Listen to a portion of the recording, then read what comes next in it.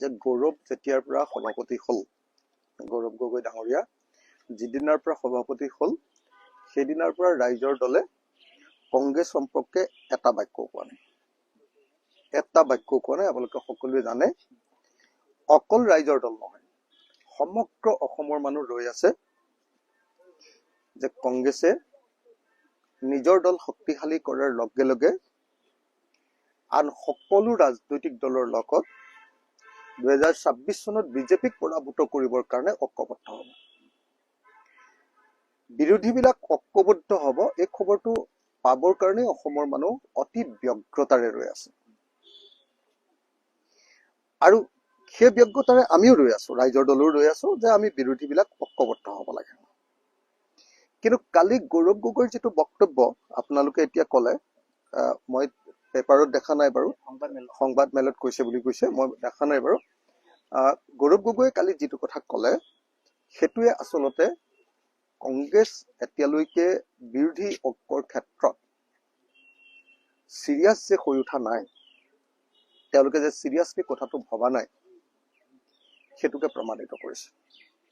এতিয়া অসমৰ হাজাৰ হাজাৰ মানুহ, লাখ লাখ মানুহ যিবিলাকে বিজেপিৰ অত্যাচাৰৰ পৰা অসমক বচাব খোজে, যিবিলাকে ভাবে যে হিমন্ত বিশ্ব শৰ্মাৰ নামৰ টাইৰেণ্টজনক, স্বেচ্ছাচাৰী শাসকজনক উফৰাব লাগে, যিজনে ভাবে যে সাম্প্ৰদায়িক বৰ্ণবাদী শাসন ব্যৱস্থাৰ পৰিৱৰ্তে আমাক এখন ডেমক্ৰেটিক শাসন লাগে, যিজনে ভাবে যে অসমৰ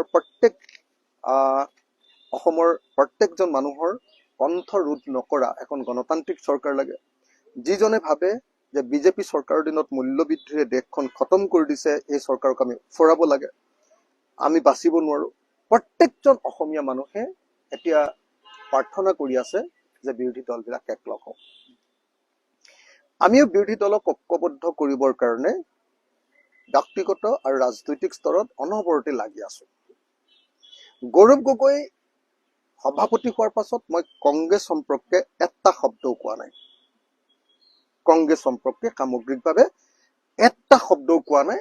এটাই অপেক্ষা কৰি ৰৈ আছো যে গৌৰৱ গগৈৰ মুখৰ পৰা একতাৰ কথাটো আহিব।